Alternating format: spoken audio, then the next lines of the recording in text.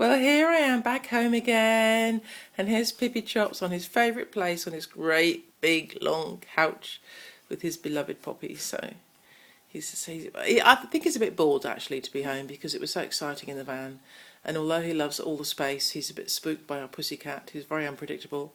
But yeah, it's lovely for us to be home, of course. So this is our sitting room. And I shall take you through to the kitchen in a minute and show you my discoveries.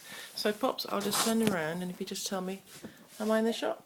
That's fine. Okay. Maybe further away. Huh? Maybe a bit further. Yeah, okay. As you can see, I'm doing it caveman style because my other phone, I dropped it out the bathroom window the other day.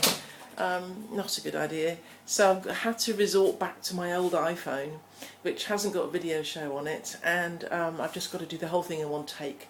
So I thought, nice to have a bit of caveman in the middle of my Vegan on Wheels series. Well, I've got a number of things to tell you about. As soon as I got home, I got a flu. 2 weeks or 10 days, just out of it. It was horrible. And then when I recovered, I lost all my vegan cheerfulness, and I thought, oh God, it's gone for good. But it has started coming back now, which is brilliant. So I don't know what that was about. Maybe because I stopped travelling and deep relaxation. It was a really horrible, long flu.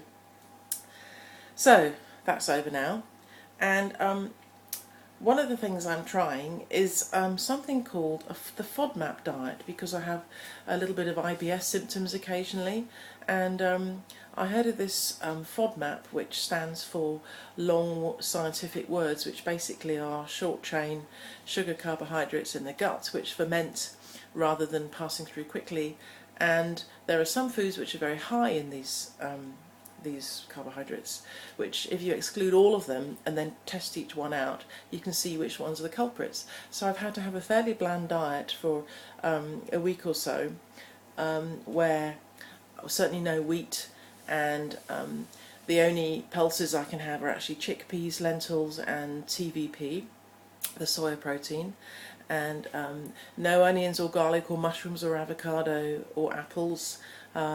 Quite a bit of hardship really, but there are lots of things that you can have instead. So I've been having oranges instead of apples and that sort of thing, and it's actually been really helpful. So that's just something which I'm just sharing with you.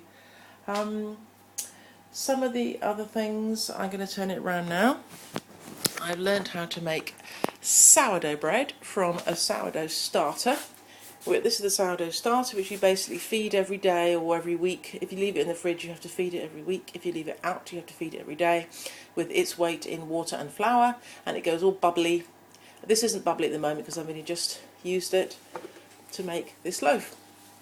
And it doesn't matter what flour you use, because the slow fermenting of the sourdough starter renders it okay for your tummy.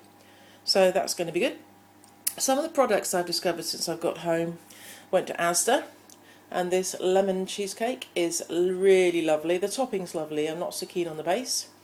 These free from caramel squares I did not like very much at all. Too sweet.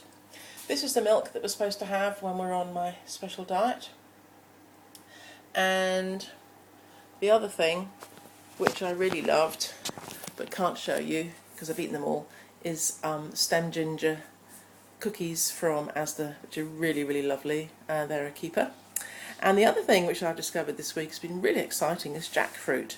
I'd heard about it, didn't really know what it was, found it in the Asian stall at the market, and it's in a tin in brine or water, and there are little chunks like potato, and you basically saute it on each side for sort of 10 minutes along with whatever seasonings you want. We are allowed the green ends of spring onions and ginger, so I've been cooking with that, and then once it's cooked you just pull it apart, and it has a very meaty texture, and you pour over it barbecue sauce or liquid smoke or sriracha or probably peanut sauce. I haven't tried that yet, with whatever you want, and it's been really delicious. And I actually had a jackfruit burger at the vegan stall at the market, which was so like meat that I actually felt guilty eating it. It's extraordinary. I'm off to London tomorrow, so I might try and find some nice vegan places to report back. So just a real quickie to say I'm still here, and I should have some more to report soon. So over and out.